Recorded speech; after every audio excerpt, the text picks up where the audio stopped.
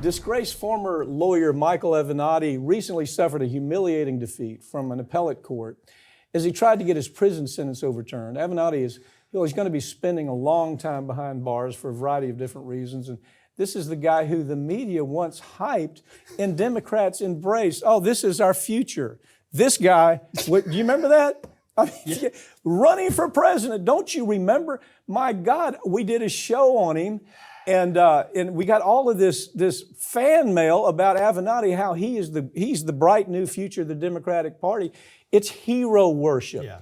And both sides do it. My God, Trump, hero worship. But here they were willing to jump and hug this guy, embrace him, because he talked bad about Trump. That's all it was. He talked bad about Trump, therefore he's the future of the Democrat. Do you remember that? Oh, 100%. I remember Avenatti writing to you, attacking you, because we were calling me a dirtbag back then. Do you remember that?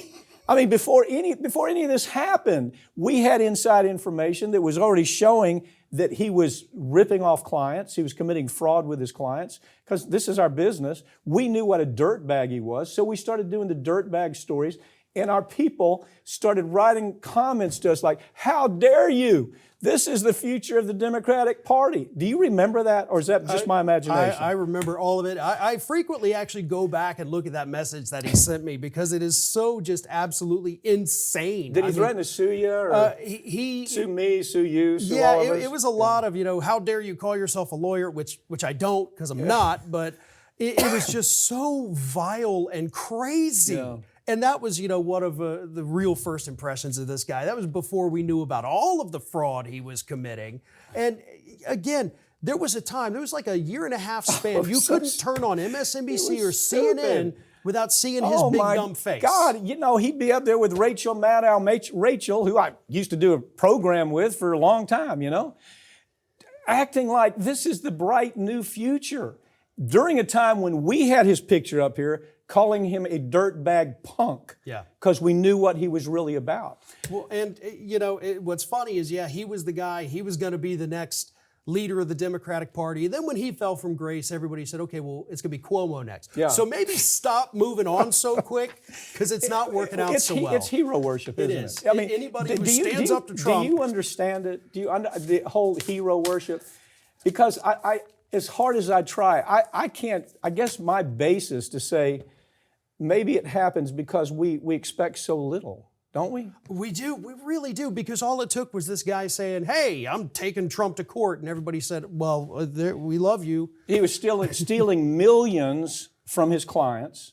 One client, I remember in particular, paralyzed, completely paralyzed, stole his money, stole Stormy Daniels' money, committed fraud against Nike. All this was happening. And we saw the edge of it before anybody else did and said, this is a punk dirtbag. What in the hell are you Democrats doing saying, that's going to be our next Democratic guy, our president? They literally were talking like that. Well, he gets out of jail in 2036. That is a presidential election year. So we'll see if he runs that year. Farron, thanks for joining me. That's all. Thank you. That's all for this week, but all these segments are going to be available throughout next week. And make sure you follow us at Twitter at America's Lawyer. I'm Mike Papantonio, and this has been America's Lawyer, where we tell you the stories that corporate media won't tell you because their advertisers don't let them, or their political connections, whether Democrat or Republican, don't allow for it. We'll tell you these stories, whether you get mad at us or not telling the stories. We're going to tell the stories, and we're not going to change that. So understand, it is who we are. We're not tribal. We don't have a party. We tell it right down the middle. We'll see you next time.